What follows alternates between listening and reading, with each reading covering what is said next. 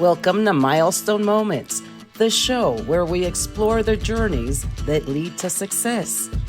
I'm Sheila Slick, your host and founder of 5 Milestones. In every episode, we will bring you insights from the minds of entrepreneurs, leaders, and experts who will share not just their expertise, but the milestone moments that have reshaped their journeys and led to significant achievements. So if you're looking for motivation, you're in the right place. Subscribe now and discover the milestones that mark the path to success. Welcome to another episode of Milestone Moments in Business and Leadership. I'm your host, Sheila Slick, and today my special guest is Nicole Shewaga. Nicole is a professional accountant and corporate leader turned intuitive coach and educator who helps highly sensitive, high performers expand their capacity for clarity, intuition, and decision making under pressure. After spending 14 years in finance while navigating her own experiences, Nicole now blends neuroscience, nervous system regulation, psychology, and intuitive perception to help people access higher levels of performance and self-awareness. Through her work, she teaches that intuition isn't magic. It's high-level pattern recognition, and that true leadership starts by mastering your internal world. Welcome to the show, Nicole.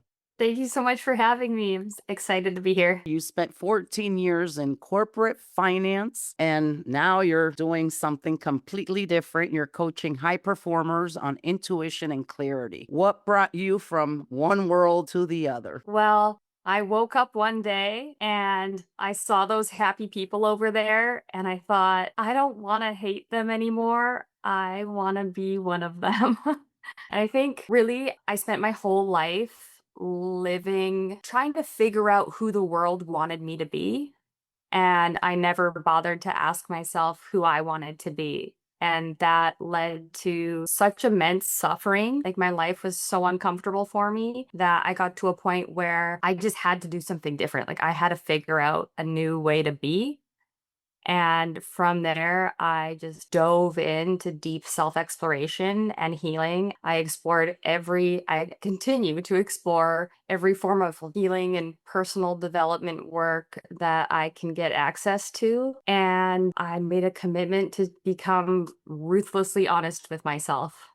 And yeah, what started out as a healing journey morphed into a journey of growth and expansion. So it's not so much about fixing myself anymore as it is about figuring out who I want to be and what I want to become. You navigated burnout, trauma, and addiction while still showing up as a high performer. Was there a specific moment where you realized that something had to change? Like it's now or never?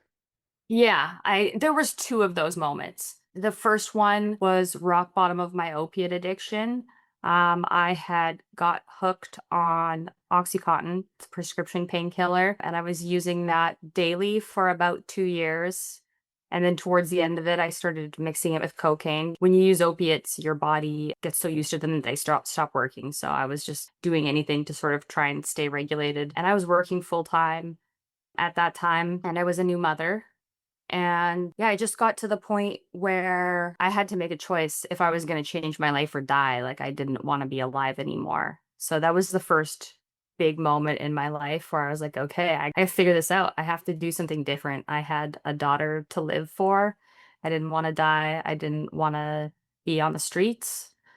So I just made a decision in an instant. One day, finally came clean to my family, to my core people that I was struggling, and I just dove into healing from there.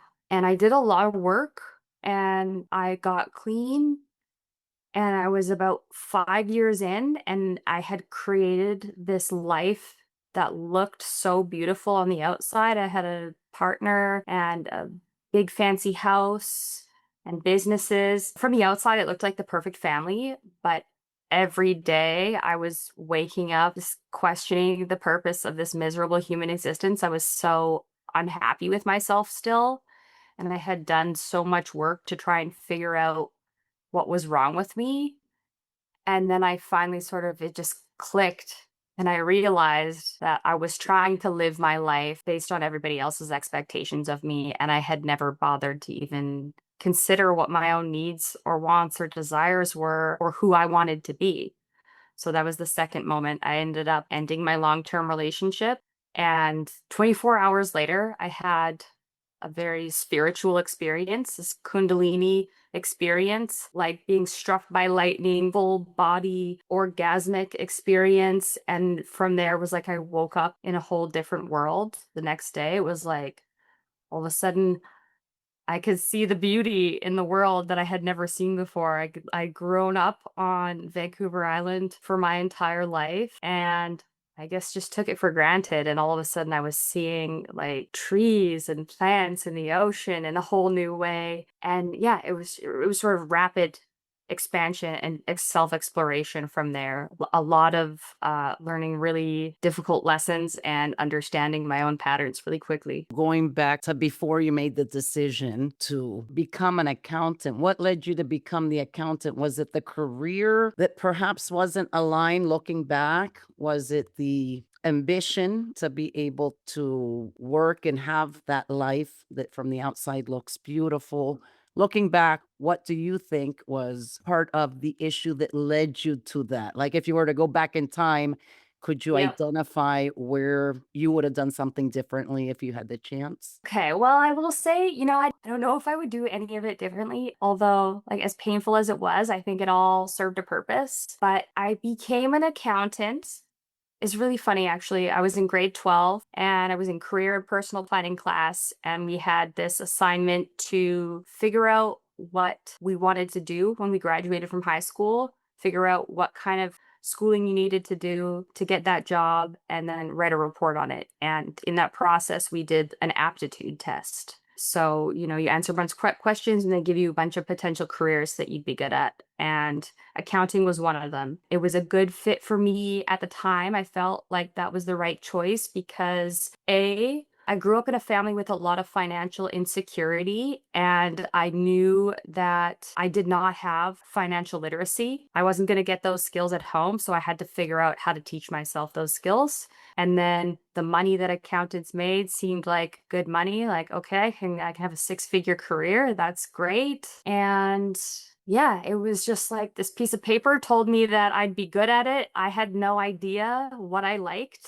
or what I wanted to do. And to me at the time, work was something that you just did to make money and then you had fun on the side. So I didn't even really realize that you were supposed to like your job or that you could like your job. I thought everybody hated work. You just do it, you suffer through it, and then you unwind on the weekends. Yeah. So I just did it. I figured out I could go to school in the city that I live in, and yeah, I could stay at home. I lived at home with my parents while I was in university because I paid for my own university so I could save money there, and I worked full time to pay for it. And then I just think created this pattern of work hard and play hard. So I worked full time, I went to school full time, and then I partied full time, and I just sort of did it all. I lived my life on cortisol and adrenaline. Thank you for sharing that. My interpretation is sometimes, in my opinion, people want to fix something that they want to do differently with their lives. So it sounds like what you explained was that accounting was, well, I needed the financial literacy or, I didn't have that stability. That's going to make me happy. So you got the education and then you got the money and realized this isn't what my purpose in life is at all. Exactly. You That's did. exactly it. I built the life that I had always dreamed of, and I got there and I was like, "Oh my gosh, this isn't it. This isn't making me happy." And Yeah. that's after 14 years. So at this point, you have plenty of experience under your belt. You're seasoned. And so what I'm loving about your story is, that rebirth or that reinvention where it doesn't matter what age you're at, you can always restart and choose a different path of life. Yeah, totally. You now teach that intuition is actually high level pattern recognition. Yes. How did that reframe shift the way that you understood your own journey through all of those hard years? I spent a lot of years trying to cognitively understand myself. I figured a lot of things out about myself and about my life and about who I was and how I became the way I was. But I was still struggling. I was still depressed. I was still anxious. And the big shift for me started happening when I learned how to get out of my head and into my body, and I started feeling things. So it was like I had no idea that I wasn't like the concept if you've never really not been in your body, or if you've always been in your head, like it sounds like, oh, how do you not be in your body, right? Like what does that even mean? But I was just existing in my mind. I'm neurodivergent. I have ADHD, so I was constantly thinking about things and trying to intellectualize things, and I was never allowing myself to feel. And so learning how to bring my awareness to quiet my mind, bring my awareness into my body and actually feel was life changing for me. And I learned through that process how many answers our bodies have for us. So I didn't have to spend so much time thinking about what the right thing or the wrong thing to do is. I really just needed to learn what a yes and a no felt like in my body and ask myself, is this choice good for me? How does it feel when I think about making this choice versus that choice? And it was really just developing this communication system with my body and my energy that really changed things for me. You're gonna have to give me an example because I loved it. It's almost like a yes or a no. You Yeah. get the thought and then you listen to your body, like you get a stomach ache or you get your heartbeat. What does that look like? Yeah, okay, cool. So the way I receive messages has changed a lot from when I first started this to now. But when I first started, it was really about getting out of my head. So I'm not trying to think about things, I'm not trying to intellectualize things. And then I started by asking myself, what does a yes feel like in my body? And for me, it was like a lift or a lightness in my chest. It always showed up in my chest. And so a yes was just like this really like light sort of opening, lifting feeling. And then a no was sort of a tightening. So it was just like a little bit of pressure or anxiety in the chest. And so then I started using that. So then I would just ask myself questions and see what my body had to say about it. And then as I sort of became more in tune with myself, now I just get an answer in my mind. It just comes in and I can actually feel it kind of sliding into my brain, yes or no. So yeah. Well, thank you for sharing that. The clients that you work with are sensitive, high achievers, and they're often running on empty. What is the most common thing they're missing that you help them find? The most common thing that I find people struggle with is the connection with themselves. I think societally, we've been so programmed to look outside ourselves for validation and for just like trying to figure out how we're supposed to be, who the world wants us to be, how we're supposed to show up in the world. And we become really disconnected from our own needs. And then it's often really deeply rooted in self worth.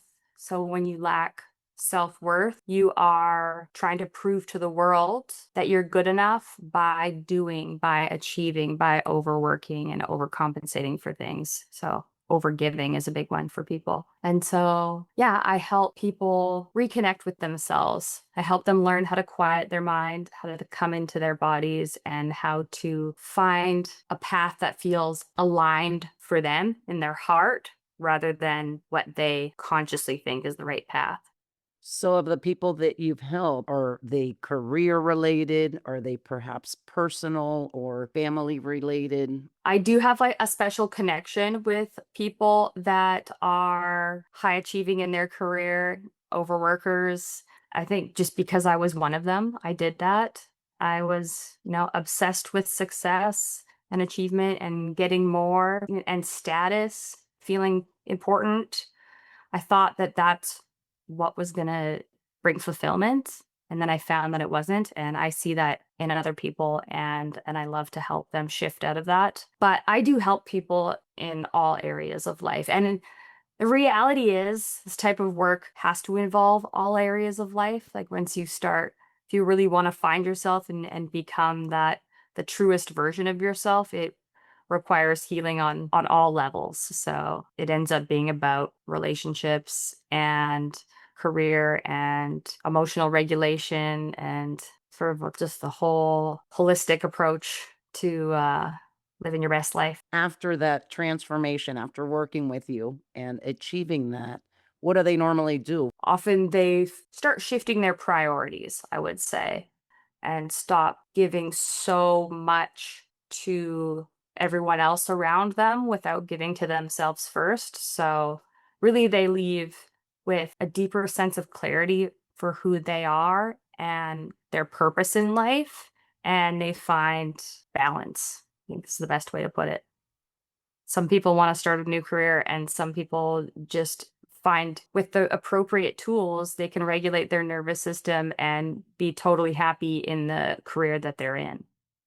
Where can anyone tuning in today find you? People can find me at my website, www.nicoleshewaga.com, or on my socials at Nicole Shewaga on Instagram, TikTok, or Facebook. So I'll make sure that it's in the comments of the episode so they can just click and find you. So for anyone that is tuning in or reading this, because it will be a chapter in an upcoming book, who feels that they have to choose between performing at a high level or feeling great inside, what do you want them to walk away with from your story? Feeling great inside actually leads to significantly higher performance. When we're running on cortisol and adrenaline and we're just like pushing through and burning out, we're actually really not optimizing our brain function. Our brain function reduces when you're under chronic stress. So, if you're a highly intelligent person, you can be high performing and you can be operating at a high level and outwardly be high performing, but you're actually not operating at your optimal self. So, this work, feeling good inside, learning how to regulate your nervous system actually makes you more intelligent, and it gives you access to greater perspective. So you actually see more opportunities, more choices, and it makes being a high performer so much easier. So it's not about slowing down and not achieving. It's about optimizing your state so that it's not that you're not struggling while you're doing those things. And for anyone else that perhaps doesn't fall under the label of a high performer, what one takeaway should they walk away with? I think I want everybody to know that there are no rules to life, that it's never too late to become the version of yourself that you're proud of, that you admire, and you owe it to yourself and to the world to explore your deepest desires and pursue them. It's actually the least selfish thing you can do. Like, the world needs more of that. The world needs more heart-centered, purpose-filled people. Thank you for sharing that. And thank you for joining me today, Nicole. Thank you so much for having me, Sheila. I loved meeting you. And thank you all for tuning in to another episode of Milestone Moments in Business and Leadership. Until next time.